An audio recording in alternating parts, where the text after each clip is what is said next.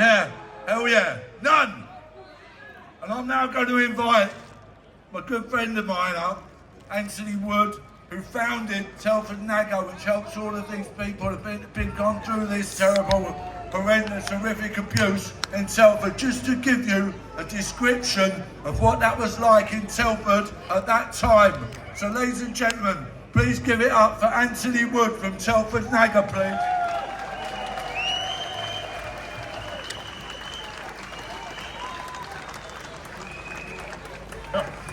Hello everyone. I spoke in, was it March, and there was a few hundred people, but to see this today is just brilliant. I want to start as well.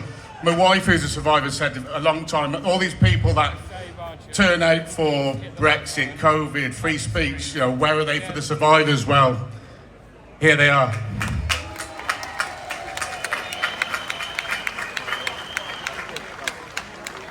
So I've been working in Telford for a number of years now, supporting survivors, trying to get justice and campaigning. Now obviously Telford, along with Rochdale, Rotherham, you know, it was highlighted. Yeah. Now in Telford, the police have identified in Operation Chalice between 250 to 300 suspects. Operation Chalice, they convicted 7. Altogether, they convicted 11. And yet they said this operation was a success. Now, that leaves what? So 250 plus suspects still walking the streets. Is that a success? Exactly. And on the back of that, before, we were pushing for an inquiry in Telford for a number of years. And there was basically a letter that was sent to the Home Secretary stating that we don't need an inquiry in Telford. This was signed by Liberal Democrat councillors, Labour councillors, the Chief Crime Commissioner. Now, one of the people that signed this letter is a man called Sean Davis. Now, you'd think he'd lost his job. You know, would they sack him? Would they get rid of Sean Davis? He's now the MP for Telford. He also abstained from voting for a national inquiry. Can we get a big boo for Sean Davis, please? I really hope you heard that, Sean, because I don't think you'll be MP for Telford much longer. Now, Telford had an inquiry. The government said it's a blueprint for the rest of the country. On the back of this inquiry, how many people lost their jobs? None. How many people actually held accountable? None. So how's that a blueprint for the rest of the country?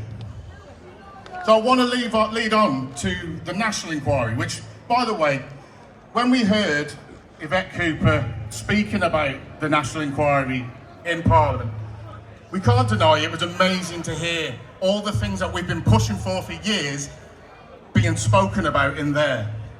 It was vindication for people like me, but more importantly, it was vindication for survivors.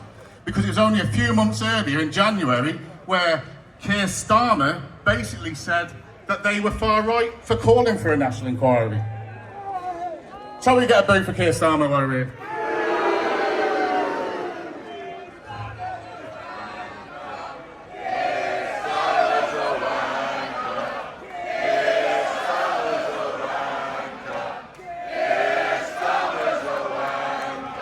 I don't think they quite heard you over there, even though they're not here. Let's carry on.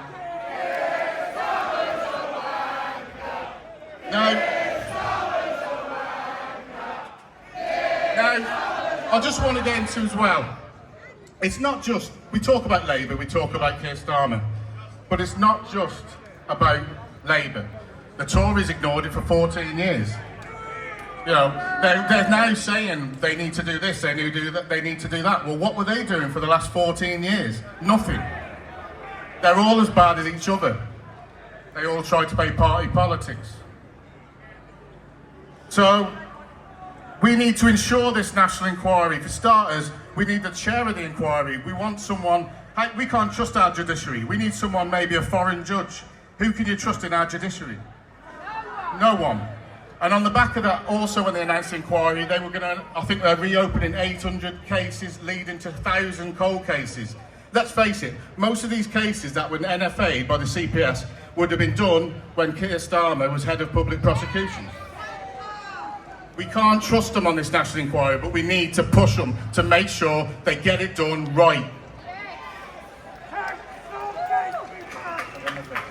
Before I go, there's one more thing I wanted to say, and I've been talking to a family recently. Across the country, there are children that never had the chance to become survivors. There are children in Telford who died, in Rochdale, Manchester, Rotherham, across the country, and they never had the chance to become survivors. There's one family I've been talking to at the moment, and there's a girl from Stoke called Jodie Sheeran, and I spoke to the family recently and they asked me to keep banging the drum. Now, Jodie fell a victim to these gangs. She had a son, who I want to say as well, Jaden. If anyone's seen Jaden Sheeran on the TV lately, who's been speaking out at 19 years of age, I want to give him a massive round of applause because he's been brilliant.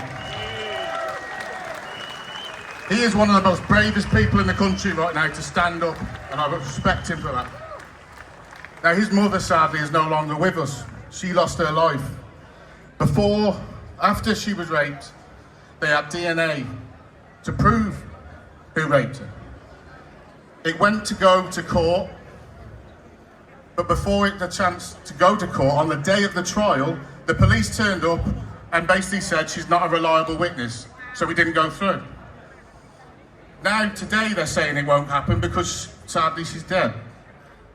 She lost her life because of the trauma. And I want us to send a message to the family, to Ange, the mother, a lovely woman who's fighting as hard as she can to get justice for her daughter. We want to get justice for Jodie. We want to get justice for every survivor. And again, they may not be here today, but I want it to ring around this corrupt, sleazy area of Parliament. I want everyone to say, Jodie, Jodie, Jodie. Jodie, Jodie, Jodie, Jodie, Jodie, Jodie, Jodie. That's for you, Ange, mate. Love to the family. Thank you all. Speak soon. Give it up for Anthony Wood, please. Telford Nagger. Right, ladies and gentlemen, very important. Somebody's flying a drone above us and the police are saying they'll shut us down if they don't take the drone down because it's over Downing Street. So whoever's got the drone, can you please take it down, otherwise they're going to shut us down. Right.